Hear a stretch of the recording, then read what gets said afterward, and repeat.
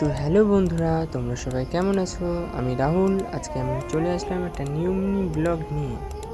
শ্যামবাজার মানে আমরা সবাই যাচ্ছি আজকে বাবা ভূতনাথ মন্দিরে, বাবা ভূতনাথের দর্শন করতে। ফার্স্টেই দাদার গাড়ি করে চলে গেছিলাম, আর এই যে শ্মশান দেখতে পাচ্ছ ভূতনাথ মন্দিরে। তারপর এই যে মন্দিরে চলে আসলাম, এই সাইডে দাঁড়া টালা পাওয়া যায়, সাইডে বাম দিকে মন্দির আছে। তারপরে আমরা গিয়ে এখানে গঙ্গার ধারে অনেক মূর্তি টুর্তি আছে, দর্শন করতেছিলাম, জাস্ট ঘুরছিলাম এইভাবে ওইভাবে।